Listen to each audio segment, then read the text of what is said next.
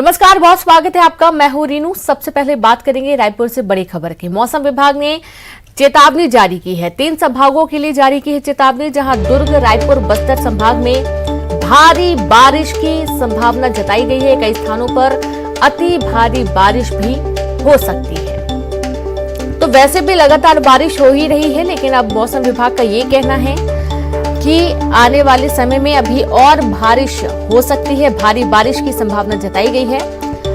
तो कहीं बारिश से अति भारी बारिश का भी अनुमान लगाया गया है। दुर्ग, रायपुर, बस्तर संभाग में अच्छी खासी बारिश हो सकती है।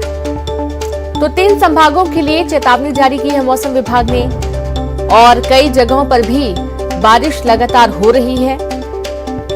बड़ी खबर है रायपुर से, चेतावनी जारी की गई है। दुर्ग, रायपुर, बस्तर संभाग में जोरदार बारिश होने की संभावना बनी हुई है।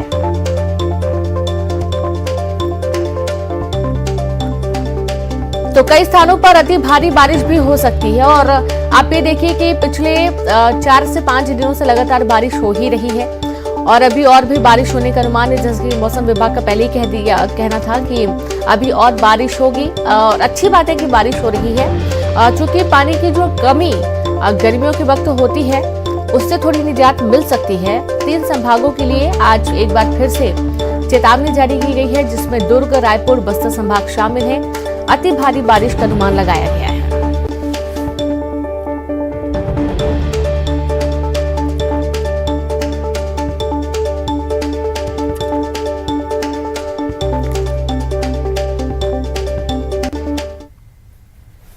और प्रदेश के कई हिस्सों में भारी बारिश हो रही है। बारिश से जनजीवन अस्त व्यस्त हो गया है। बारिश से परेशानी अभी कम नहीं हो रही है, क्योंकि मौसम विभाग ने 3 संभागों में भारी बारिश का अलर्ट जारी किया है। रायपुर, दुर्ग और बस्तर संभाग के लिए मौसम विभाग ने भारी बारिश की चेतावनी जारी की, और इसके साथ ही कुछ स्थानों पर अति भारी बारिश की भी संभावना मौसम विभाग ने जताई है। यानी कि अभी और बारिश हो सकती है। अब चूंकि कई जगहों पर बारिश हुई है, स्थितियां खराब भी हुई हैं, लेकिन अभी और आपको विषम परिस्थितियों से 2-4 होना पड़ेगा।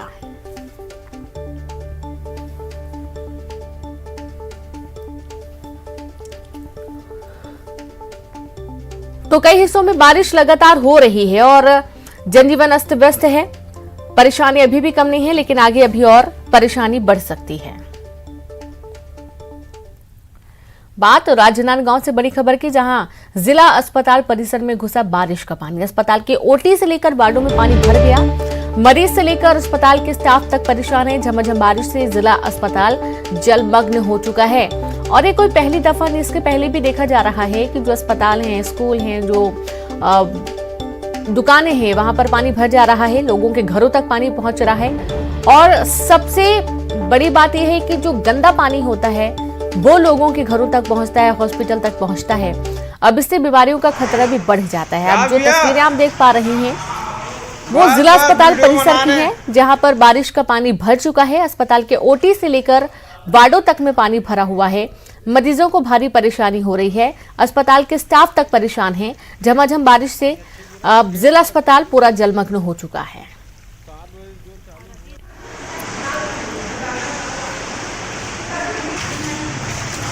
तो ये तस्वीरें आप देखिए और अंदाजा लगाइए कि यहाँ पर यदि आपको इलाज करवाने जाना पड़े तो कितनी मुश्किलें होंगी। और यहाँ पर जो मरीज पहले से भर्ती हैं, उनके परिजनों को इस बात का भी खतरा रहता है, क्योंकि कोविड भी इस वक्त बढ़ा हुआ है। दूसरी तरफ अन्य बीमारियां भी इस दौरान फैलती हैं, मलेरिया या यूं कहें कि वायरल फीवर जैसी बीमारियां। तो आसपास गंदा पानी इकट्ठा होने की वजह से, गंदगी की वजह से ऐसी बीमारियों का खतरा और ज्यादा बढ़ जाता है। और जब अस्पताल में ऐसा गंदा पानी भरेगा तो जाहिर सी बात है कि मरीज और मरीज के परिजन परेशान होंगे। यहाँ तक कि डॉक्टर से लेकर अस्पताल का स्टाफ तक काफी परेशान है। ये तस्वीरें आप देखिए, राजनांदगांव की खबर है, जहां पर अस्पताल परिसर में पानी भर चुका है। और बालोद में भारी बारिश से अस्पताल में पानी भर चुका है। जिले के सिंघोला गांव के उप स्वास्थ्य केंद्र में पानी भरने से मरीजों की परेशानी बढ़ गई है। अस्पताल की हालत भी जर्जर है, और यहां कभी भी कोई भी बड़ा हादसा हो सकता है। जर्जर अस्पताल को लेकर कई बार अधिकारियों का ध्यान इस ओर दिलाया गया, उनको बताया गया, लेकिन अस्पताल की हालत सुधारने के लिए कोई कदम नहीं उठाए गए हैं। आपने राजनांदगांव की भी तस्वीरें देखी हैं, और ये बालोद के भी अस्पताल की तस्वीरें आप देखिए जहां पर पानी भरा हुआ है। और सबसे बड़ी बात यह है कि अव्यवस्थाओं को लेकर कई दफा अधिकारियों को अवगत कराया गया है, लेकिन उसके बावजूद अभी तक कोई सुधार नहीं हुआ है। एक्सक्लूसिव तस्वीरें आपकी टीवी स्क्रीन पर, और आप साफ तौर पर देख पाएंगे कि जो पानी है वो काफी गंदा है। और इस वजह से फिर वही बात है कि लोगों को जो अपने स्वास्थ्य को सुधार के लिए अस्पताल पहुंचते हैं, उन्हें अव्यवस्थाओं के चलते और परेशान होना पड़ता है। और राजनांदगांव से बड़ी खबर है। बारिश से शहर के वार्ड नंबर 41 का हाल बेहाल है। वार्ड के कई घरों में बारिश का पानी भर चुका है। झमाझम बारिश से निचली बस्ती में पानी भर चुका है। नाली का गंदा पानी सड़क से लेकर घरों तक फैला हुआ है और काफी परेशानी इस दौरान आम लोगों को हो रही है। तो देखेंगे कि गंदा काला पानी लोगों के घरों में भर रहा है और नदियां बह रही है। अभी भी नहीं रहता है। इन अव्यवस्थाओं के चलते लोगों का घरों के बाहर देख पाना भी मुश्किल है। अब चूंकि घरों के अंदर भी गंदा पानी है, सामान खराब होता है, खाने पीने की सामग्री खराब होती है, भारी परेशानी इस वक्त हो रही है। अभी भी नहीं रहता है। धमतरी भले ही प्रदेश का सबसे पुराना निकाय हो, लेकिन ये निकाय बीते 100 साल में अपनी ड्रेनेज की समस्या नहीं दूर कर सका है। इस बार भी बारिश में शहर की सड़कें, गलियां सब नहरों में तब्दील हो रही हैं। जिम्मेदारों की लापरवाही ने समस्या को स्थायी बना दिया है और शहर की जनता हर बरसात में इसे झेलने के लिए मजबूर है। थोड़ी सी बारिश में शहर की सड़कों से लेकर गलियों तक में पानी भर जाता है। धमतरी शहर का आमापारा देवश्री टॉकीज रोड, पुराना bus stand, Jalampur ward, Gokulpur ward, Balaji colony जैसे इलाके सबसे ज्यादा जलभराव झेलते हैं।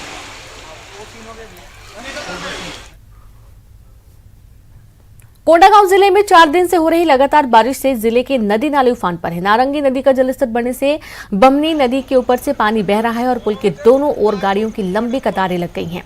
पुल पर पानी की तेज धार में लोग जान जोखिम में डालकर पुल को पार कर रहे हैं। एनडीआरएफ की रोक के बाद भी लोग जान हथेली पर लेकर पुल को पार कर रहे हैं। नारंगी नदी में जलस्तर बढ़ने से मर्दापाल इलाके के 35 से 40 गांव का संपर्क जिला मुख्यालय से कट गया है।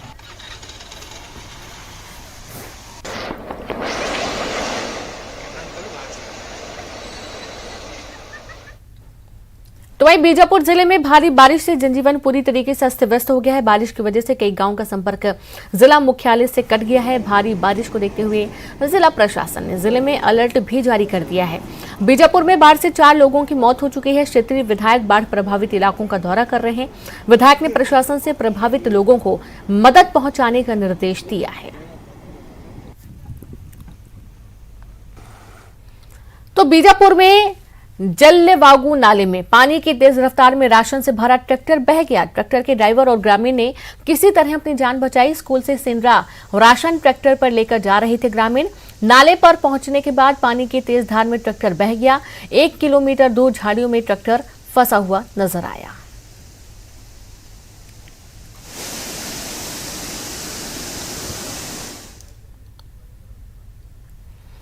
और सीधे रुक करेंगे रायपुर से संवाददाता युगल जुड़ गए हैं। युगल, देख पा रहे हैं कि भारी बारिश का जो असर है वो पूरे प्रदेश में देखा जा रहा है। चाहे वो कोंडागांव की बात करें, बालोद की बात करें, धमतरी की बात करें, सभी जगह पर भारी परेशानी देखने को मिल रही है। और दूसरी तरफ ये भी देखा गया कि मौसम विभाग ने 3 संभागों में अति भारी बारिश की चेतावनी भी जारी की है। युगल,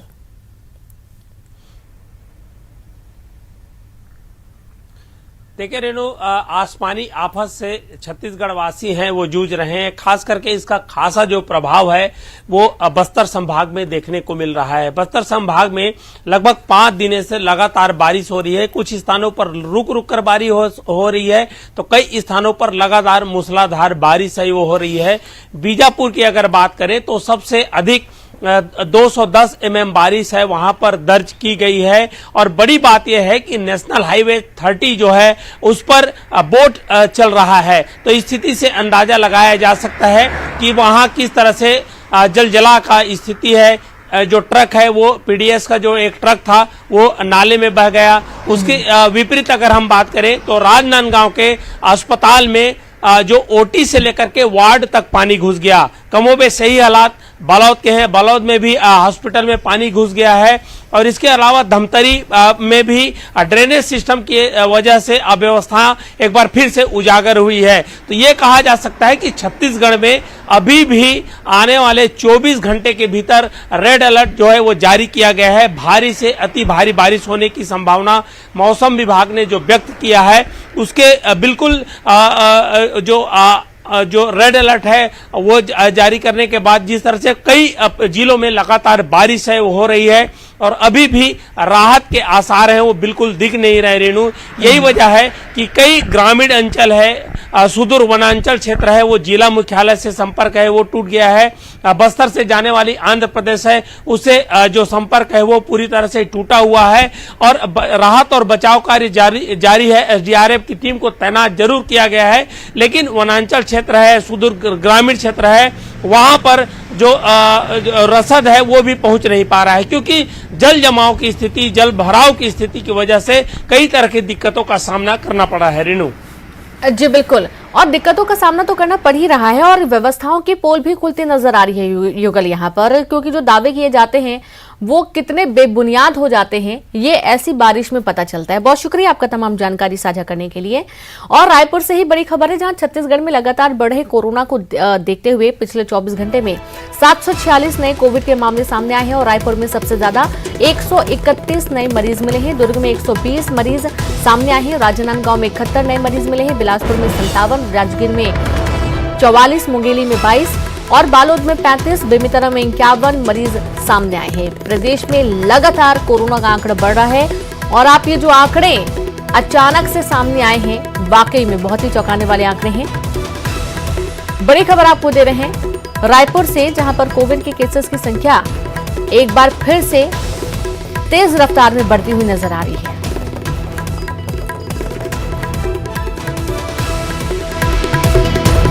तो 746 नए मामले कोविड के सामने आए हैं पिछले 24 घंटे में। आप देखिए अभी तक तो 300 तक ही मामले सामने आ रहे थे, दुगने से ज्यादा मामले पिछले 24 घंटे में कोविड के सामने आए हैं। तो दुर्ग में सबसे ज्यादा 120 नए मामले और अन्य जिलों की बात करें तो यहां पर भी 50 से ज्यादा ही मामले सामने आ रहे हैं। स्वास्थ्य विभाग की परेशानी बढ़ गई है। और रायपुर से बड़ी खबर है, जहां पर पूर्व आईएफएस अधिकारी पर एफआईआर, अनूप भल्ला पर एफआईआर दर्ज हुई है। पत्नी को बंधक बनाने का आरोप है। बंधक बनाने की सूचना पर पहुंची थी पुलिस। माना थाना पुलिस ने कार्रवाई की। एफआईआर के बाद आरोपी अधिकारी फरार हुए। तो बड़ी खबर आपको दे रहे हैं रायपुर से, जहां पर पूर्व आईएफएस अधिकारी पर एफआईआर हुई। अनूप भल्ला पर एफआईआर दर्ज। पत्नी को बंधक बनाने का आरोप लगा है। बंधक बनाने की सूचना पर पुलिस पहुंची थी। माना थाना पुलिस ने कार्रवाई की। एफआईआर के बाद आरोपी अधिकारी फरार हुए।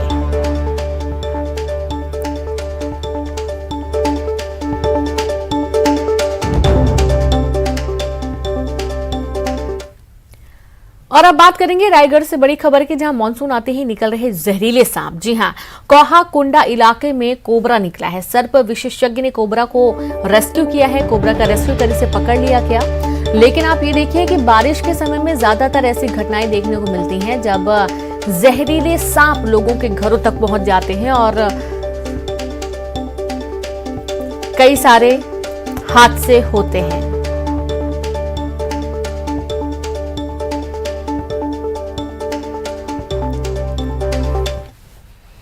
किसी भी देश या राज्य का युवा वहां की पूंजी के समान और राज्य में युवा प्रतिभाओं को आगे बढ़ाने और उनके भविष्य निर्माण के लिए बेहतर वातावरण बनाने में उस प्रदेश की सरकार की बड़ी भूमिका होती है। छत्तीसगढ़ में युवा सोच के मुख्यमंत्री भूपेश बघेल की सरकार ने यहां युवाओं की प्रतिभाओं को संभालने, उन्हें अवसर देने और आगे बढ़ाने की दिशा में बहुत से नए कदम उठाए हैं। रिपोर्ट देखिए।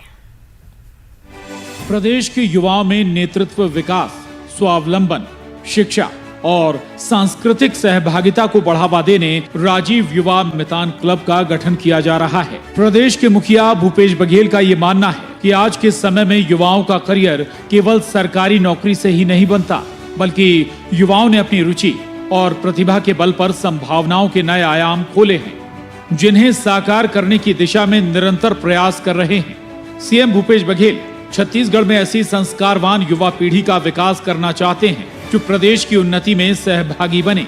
इसलिए छत्तीसगढ़ के युवाओं को संगठित करने और प्रदेश में सकारात्मक बदलाव का आह्वान करते हुए राजीव युवा मितान क्लब गठित किया गया है। क्लब में जुड़ता है, उस क्लब का मेंबर बनता है, अध्यक्ष बनता है, सचिव बनता है या उपाध्यक्ष बनता है, जो भी बनता है, उस क्लब को जो सांस्कृतिक एक्टिविटी करने के लिए राज्य शासन प्रोत्साहन के रूप में राशि देगी।